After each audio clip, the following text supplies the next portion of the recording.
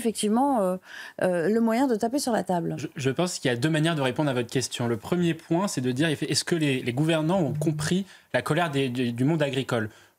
En tout cas, ce que l'on voit aujourd'hui, c'est que les annonces qui ont été faites, notamment par Gabriel Attal, répondaient en partie à la crise, au motif de la crise agricole, mais ne répondaient pas totalement. Oui. Pourquoi ? Parce que la crise agricole est une crise qui est structurelle, qui est profonde, qui est liée à des paradigmes idéologiques qui ont marqué notre modèle économique et notre modèle agricole notamment. Le socialisme, par exemple, c'est-à-dire le fait qu'aujourd'hui, la politique agricole ne s'occupe plus, on ne cherche plus à produire davantage, on cherche un peu à moins produire, on cherche à produire mieux, par exemple. Donc ça, c'est déjà un premier paradoxe idéologique. Le deuxième paradoxe aussi idéologique qui explique pourquoi la France n'est plus en capacité d'exporter, c'est justement le renchérissement des coûts dont vous parliez, c'est-à-dire qu'on a augmenté les salaires, on a augmenté les charges sociales sur les entreprises agricoles sans augmenter réellement les salaires et les revenus des agriculteurs, et donc de fait vous avez une situation qui est ubuesque, c'est-à-dire qu'aujourd'hui les entreprises agricoles ne sont pas compétitives à l'export et pour autant les agriculteurs n'arrivent pas à vivre de leur travail. C'est un vrai problème. Et ensuite la deuxième manière de répondre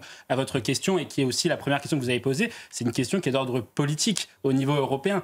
Pourquoi aujourd'hui Emmanuel Macron et Michel Barnier ne sont plus en capacité d'imposer leur volonté aux partenaires européens? C'est parce que la France est déclassée sur le plan européen. Parce que lorsque la France a un poids économique qui est similaire à celui de l'Allemagne, on est en capacité d'imposer des arbitrages aux Allemands. Or, quand vous avez un pays qui est surendetté, qui est un déficit public de 6% du PIB, plus de 6% du PIB, et qui est également plus compétitif à l'export, vous n'êtes plus en capacité d'imposer des arbitrages. De toutes les données économiques qui sont mauvaises. Exactement, et le président de la République, à ce titre-là aussi, porte une immense responsabilité, alors même qu'il était censé justement incarner une modernité française au niveau de la politique européenne. Pour la réponse et la défense quand même.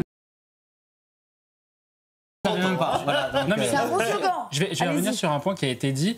Oui, les Allemands souhaitent sacrifier notre puissance agricole française comme énergétique au profit de leur puissance industrielle. Il y a plusieurs ministres de l'économie allemands qui ont dit on ne va pas sacrifier l'industrie allemande de pointe, les berlines allemandes, au profit de poulets français. Donc à un moment donné, si l'Allemagne a une responsabilité aujourd'hui dans notre déclin agricole en France. Donc ça leur profite autrement. Exactement, voilà. Effectivement, parce que les ressources de l'Union européenne, les ressources des pays européens ne sont pas illimitées. Donc je crois qu'il faut beaucoup relativiser la puissance allemande qui est quand même l'Allemagne. Ça fait 2 ans est en récession. C'est un pays qui est quand même en déclin, qui traverse une crise politique sans précédent. Je ne m'en réjouis pas, mais je dis quand même qu'il faut relativiser. Allez, un dernier mot, j'aimerais qu'on entende Michel Barnier encore. Il n'est pas toujours faire ce fantasme-là. Je vais prendre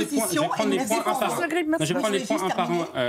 La réforme, par exemple, de la PAC de 1992, la réforme McCharry, c'est une réforme justement qui visait notamment progressivement à introduire différentes strates de paiement, les paiements verts, etc. Oui. Et donc ça, c'est une stratégie c'était une position qui était plutôt posée par l'Allemagne parce qu'ils considéraient que la PAC avant était une subvention au modèle français. Donc ça a bien existé des ministres allemands de l'économie qui ont justement cherché à affaiblir notre puissance. Ensuite, après, effectivement, est-ce que l'Allemagne est aujourd'hui en crise?